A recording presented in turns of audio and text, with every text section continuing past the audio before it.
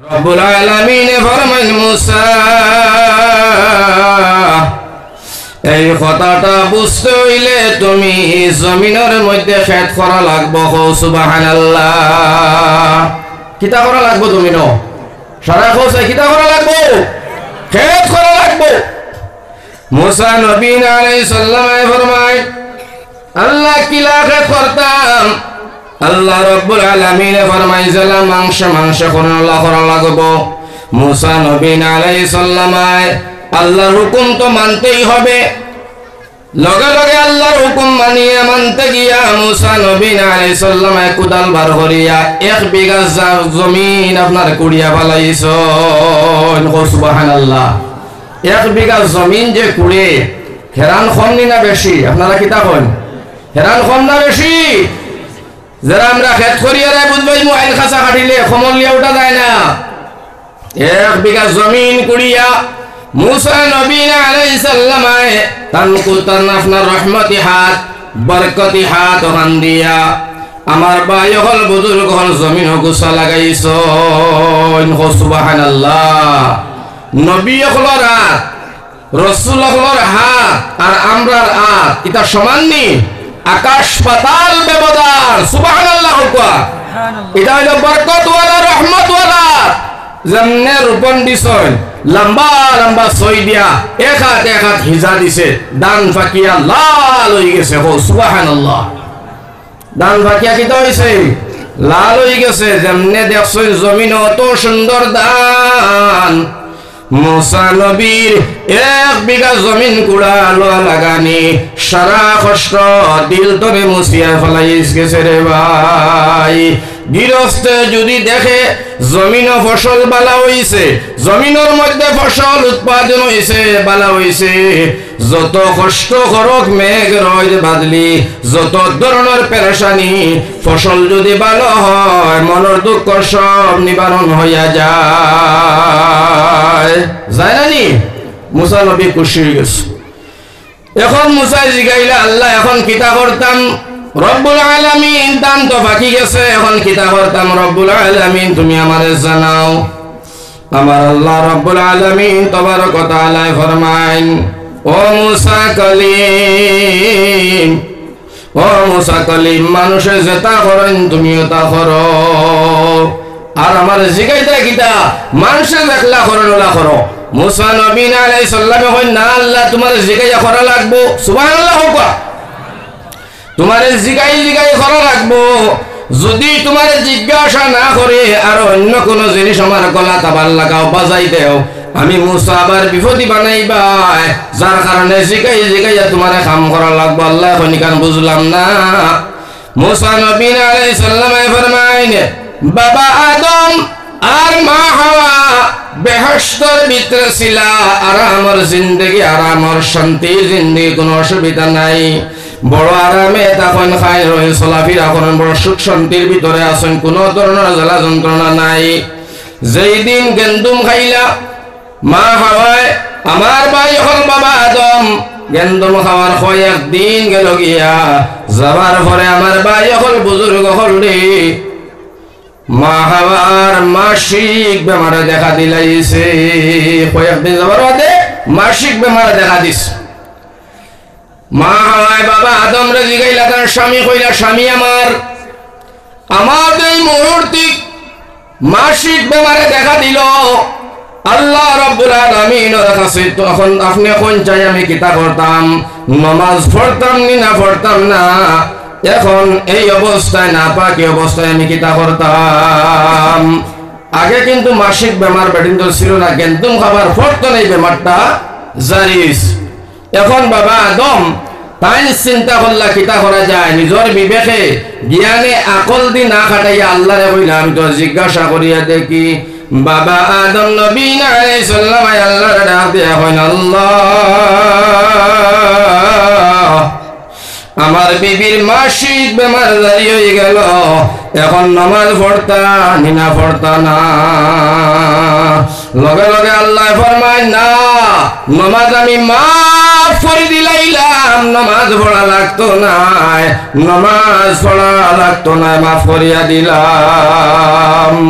বাবারে মাফ করে দিলা। আজকে আমরার বেটিন তোর মাসিক বেমার যতদিন অতদিন নামাজ মাফ, ঠিক না বেটি? মাসিক বেমারর কন্তর মধ্য তো হইল 3 দিন, আর উপরের মধ্য তো এটা হলো কি আপনার 10 দিন। 10 দিন তোলে উপরে যদি দেখা যায় 11 দিন নামাজ পড়া লাগবে। এইটা হাইজ না ইস্তেহাদা নামাজ পড়া লাগবো। আর 3 দিন তোলে কম হইলে এই নামাজ দ্বারা লাগবো, এইটাও আপনার বেমার নাই। এটা গাওয়ালি জাগাত বহুত বেডিন দিয়ে মাসলা জানার দরকার আছে। ওটা লাগে এত মাত্রা আইসে কই দিলাম, ও তো গেল নামাজ মাফ। আমার ভাই হল বুজুর্গ হল আইলো মাহে রমজান।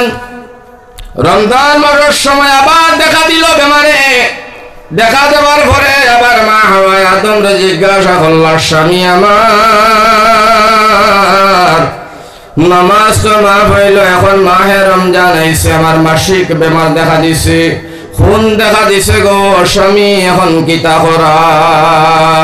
লগে লগে আমার ভাই হল আমার বুজুর্গ হল নবী আদমে চিন্তা করলা, এই বেমারের সময় আল্লাহ নামাজ রে মাফ করে দিছে। এখন তো রোজা মাস আইছে, নামাজ যেই রকম ফরজ রোজাও তেমন ফরজ, হয়তো রোজা আল্লাহ মাফ করে দিব। ওখান মন করিয়া কিয়াস করিয়া তান দিমাগ আর মগজ আর আপনার আন্তাজ করিয়া আল্লাহরে জিজ্ঞাসা না করিয়া নিজে নিজে মাসলা ফিটিং করিয়া বিবিরে জানাইলা, বিবি রোজা রাখা লাগতো না, মাফ। তান তান নিজে কই দিলা। আমার ভাই হল আমার বুজুর্গ হল মাহে রমজান গেল, শেষ হইল। শেষ যখন হইল রব্বুল আলামিন তাবারক ওয়া তাআলা ডাক দিয়া ফরমাইন, ও নবী আদম, জি আল্লাহ, তোমার বিবি মাহে রমজানের সময় মাসিক বেমার হয়েছিল, তোমার বিবির আপনার রক্ত জারি হয়েছিল, দেখা দিছিল। ও নবী আদম, জয়টা রোজা তাইন খাইছেন, আমি আল্লাহর কোড়া অর্ডার হো এই রোজা গুণ তাইন কজা আদায় করতা। সুবহানাল্লাহ, কজা আদায় করবার লাগে হো। বাবা আদম নবী দিয়ে ফরমাইলা, রব্বুল আলামিন তুমি নামাজ মাফ করিয়া দিলাই, আয় আল্লাহ রোজা কেমনে? আমার আল্লাহ রব্বুল আলামিন ফরমাইন, এই সময় তোমার বিবির এই বেমারের সময় আমার নামাজ সম্পর্কে শিখাইছো, যার কারণে আমি আল্লাহ মাফ করিয়া দিছি। রোজার সময় আমি আল্লাহরে জিজ্ঞাসা না, তোমার মন গড়া তুমি মাসলা দিছ, যার কারণে তুমি আদম তোমার বিবির গলার মধ্যে রোজা আমি লাগাইয়া দিছি। সুবহানাল্লাহ। ও মুসা নবী আলাইহিস সালাম ফরমাইন, ও আমার আল্লাহ, যদি আদমের মতো আমার গলার মধ্যে আরো কোন জিনিস বাজাইলাও, যার কারণে আমি জিগাইয়া কাম করা লাগবে আল্লাহ। ও আল্লাহ রাব্বুল আলামিন হইয়াতে মাসলা একেবারে শুনিলাও, মুসা ও তুমি যতটা মানুষে করই দানো পাখার পরে অতখান তুমি করিলাও, দান কাটো, মারা দেও, মল, উগারো, তুলো, হুকাও, যতখান করা লাগে মানুষের ক্ষেত্রে অতখান তুমি করিলাও। আল্লাহ একবারে মাসলা তারা দিয়ে দিলা, হুকা সুবহানাল্লাহ, একেবারে দিলাইলা। মুসা নবী আলাইহিস সালাম দান কাটিছেন, দান কাটিয়া মলিছেন, মলিয়া দানগুলা জমা করছেন, জমা করিয়া আমার ভাই লুকাইছেন। আর দান খাটিয়া মলিয়া হুকানির পরে আপনারা কিতা করেন? দান কিতা করেন? একটা মাসে কইটা নাই উগারনি, ওটা জিন্দগি তো মাঠ উঠাই, দান খাটিয়া মলিয়া হুকাইয়া উগার উঠাইলেন। হ্যাঁ, এখান কিনজন কথা জিন্দগি তো এখান হচ্ছে নতুন আপনারা কাঁচার শুনিয়া। আমরা এটা বাউ দেন কিনা দেন, বাউ দেন দান, আর উগা বেটাইন দান খাটিয়া উগাইয়া আর বাদে বলে উগার তুলিলেন। আগর রইলা আগর মানুষ যে আমরা আগুয়া আসলা, আগর এখানে ময় মুরব্বী যারা এরা এরে কি ধরনের শেয়ার না চিন্তা, দান আধা মন দান আগে দিয়ে 1 মন, আর করে দিয়ে খোলা গাছ হইয়া বেটা বাঁধলে বাজাও যারো কি জাত ব্যাগ কল চিন্তা করক, ওবাই লইলাও না বা দান আধা মন, ওবাই আধা মন, আধা মন 1 মন বাদে বাঁধলো না, ইকান না আগে দিয়ে দান 1 মন আর করে দিয়ে খোলা গাছে গু বুঝলেন, বাঙ্গর মাঝে আর বাঁধলে বেটা বাজারো কি ধরনের আগুয়া মান রসলা। আমার ভাই হল বুঝলো চিন্তা করার কথা। যাই হোক, দান আমরা কিতা করি, কাটিলাম, মারা দিলাম, বাদে হুকাইলাম, বাউ দিলাম, হুকাইলাম, এরপরে কিতা করলাম আমরা জঙ্গির তুললাম। সুবহানাল্লাহ হুকা। তেমন মুসা নবী আলাইহিস সালামে করলা। চেম এইভাবে করতে গিয়া মুসা নবী আলাইহিস সালামায় বাউ দিলা ফাইলাইলা, ফাইলানির বাদে আসল দান তনে ফাইলানির পরে কিছু দান তনে দানের মতো কিছু জিনিস সরিয়া যায়। এটার নাম কিতা? সুসা নানি বা সুসরাও কই নাই, যেটাও সুসা এরে হওয়া যার ভিতরে হার নাই, যার ভিতরে চাউল নাই, এইটার নাম হইল সুসা। যদি খেও 1 মন বাজারনে বিক্রি হইব নি? আপনারা কিতা মনে হইব নি বিক্রি? জুতার বাড়ি একটা আর মাটির পড়তো না, ঠিক না বেটি? আর সুসা খেও 10 মন উগারও তুলতো না, তুলব নি? কারণ এটার মধ্যে হার নাই, এটার মধ্যে কোনো ধরনের লাভবান কোনো জিনিস নাই, যার কারণে এটা বেকার। মুসা নবী আলাইহিস সালাম সুসাগুলা সাইড করলা, সুসার লগে কিছু জাবা জুটিও সাইড হয়ে গেল। মুসা নবী মেস মারলা, আগুন লাগাইয়া সারা সুসা জ্বালাইয়া জমিন মিসমার করে দিলাম। জ্বালানির ভরে দিয়ে রব্বুল আলামিন ডাক দিয়া ফরমাইলা, মুসা কালিম, ও মুসা কালিমুল্লাহ, তুমি যে দান তনে যেগুলা বাইর করিয়া জ্বালাইলা, এইটা তো দানের অংশ, এইটা তো আসমান তনে ভরছে না, এইটা তো জান্নাত জাহান্নাম তনে আইছে না, এইটা তো পৃথিবীর অন্য কোনটাই তনে আইছে না। তুমি মেহনত করা, তোমার হাতে লাগানি, তোমার হাতে খাটা, তোমার হাতে মারা দেবা, তোমার হাতে মলন করা, ফাইলানি করা, সব কিছু তোমার মেহনত করিয়া মাথার গাম তোলা ফলাইয়া দানের অংশের লগর যেটা বাহির হইল সুসা, এইটা তুমি খেনে জ্বালাইলাই, এইটার উপরে তুমি খেনে আগুন লাগাইলাই, তোমার কি মায়া দয়া লাগলো না? মুসা নবী ডাক দিয়া হন, আল্লাহ, এইটার মধ্যে হার নাই, এইটা ঝামেলা, এইটা থাকলে দান নষ্ট হইয়া যাইব, বাজারও বিক্রি হইতো নাই, উগারও তোলা যাইত নাই, এইটা কোনো ফায়দাজনক নাই, বরং সেলুসকানোর পথে দিয়ে আল্লাহ।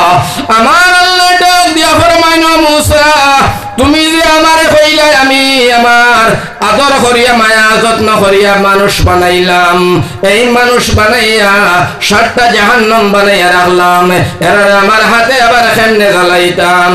মুসারে, তোমার হাতে তুমি যে দান বানাইলাই, দান খেত করলাই, তোমার হাত দিয়া যে সময় সুসাগুলা জ্বালাইলাই, তোমার কি মায়া দয়া লাগলো না? বলে নাম। আমার আল্লাহ ডাক দিয়া ফরমাইল, সারা মানুষ দেখবে বটে, কিন্তু এরা মানুষ নাই।